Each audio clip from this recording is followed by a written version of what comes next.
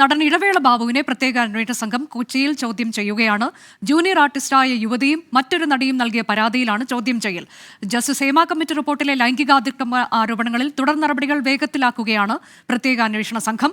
അഭിനേതാക്കളുടെ സംഘടനയായ അമ്മയുടെ മുൻ ഭാരവാഹികളുടെയും പരാതിക്കാരുടെയും മൊഴിയെടുത്തു. ശ്രീകാന്ത് തുടരുന്നുണ്ട് വിശദാംശങ്ങളുമായി. ശ്രീകാന്ത്, നേരത്തെ ഒരു ജൂനിയർ ആർട്ടിസ്റ്റ് നൽകിയ പരാതിയിലാണ് ഇപ്പോൾ ഇടവേള ബാബുവിനെ അന്വേഷണ സംഘം വിളിപ്പിച്ചിരിക്കുന്നത്. ഇടവേള ബാബുവിനെ ചോദ്യം ചെയ്യുകയാണോ നിലവിൽ?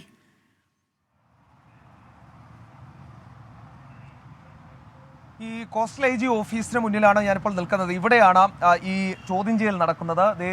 കാണുന്ന മുറിയിൽ അല്പസമയം മുമ്പ് ഇടവേള ബാബു എത്തിയിരുന്നു. ഇടവേള ബാബുവിനെയും പൂങ്കുഴലിയുടെ നേതൃത്വത്തിലുള്ള സംഘം, പോലീസ് സംഘം ഇപ്പോൾ ചോദ്യം ചെയ്യുന്നു. SITയുടെ ക്യാമ്പ് ഓഫീസാണ് ഇത്. ക്യാമ്പ് ഓഫീസായി കൂടി പ്രവർത്തിക്കുന്ന സ്ഥലമാണിത്. ഇവിടെയാണ് ചോദ്യം ചെയ്യൽ നടക്കുന്നത്. അല്പസമയം മുമ്പ് ഇടവേള ബാബു ഇവിടേക്ക് എത്തുകയും ചെയ്തു. നേരത്തെ ഒരു ജൂനിയർ ആർട്ടിസ്റ്റിനെ പീഡിപ്പിച്ചു എന്ന അവരുടെ ആരോപണത്തിന്മേൽ ഇടവേള ബാബുവിനെതിരെ കേസെടുത്തിരുന്നു. തുടർന്ന് എറണാകുളം പ്രിൻസിപ്പൽ സെഷൻസ് കോടതി ഇടവേള ബാബുവിന് മുൻകൂർ ജാമ്യം അനുവദിക്കുകയും ചെയ്തു.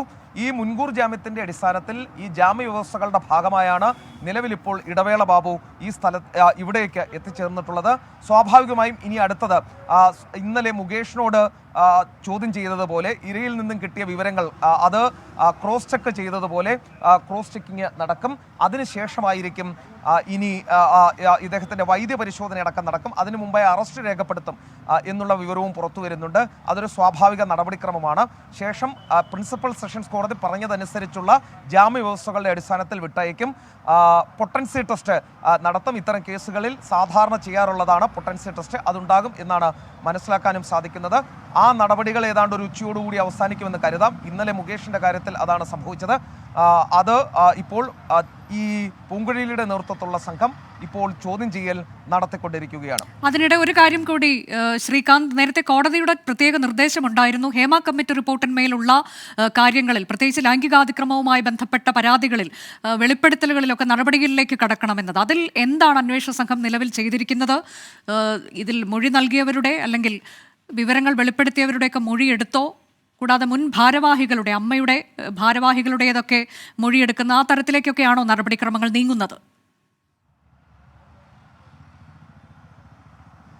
അമ്മ മുൻ ഭാരവാഹികളുടെയും അതോടൊപ്പം തന്നെ ഈ പരാതി നൽകിയ ആളുകളുടെയും മൊഴിയെല്ലാം തന്നെ ഇതിനോടകം രേഖപ്പെടുത്തിയിട്ടുണ്ട്.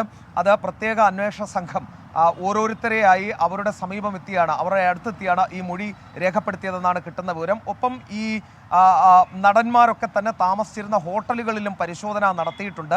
അങ്ങനെ പരിശോധന നടത്തിയതിൻ്റെ ദൃശ്യങ്ങളടക്കം നമുക്ക് കിട്ടുകയും ചെയ്തു. അതായത് കോടതി അടുത്ത തവണ ഒക്ടോബർ 3 ഈ കേസ് പരിഗണിക്കുന്നതിന് മുൻപ് വിശദമായൊരു ആക്ഷൻ ടേക്കൺ റിപ്പോർട്ട് കോടതി മുൻപാകെ സമർപ്പിക്കേണ്ടതുണ്ട് പ്രത്യേക അന്വേഷണ സംഘത്തിന്.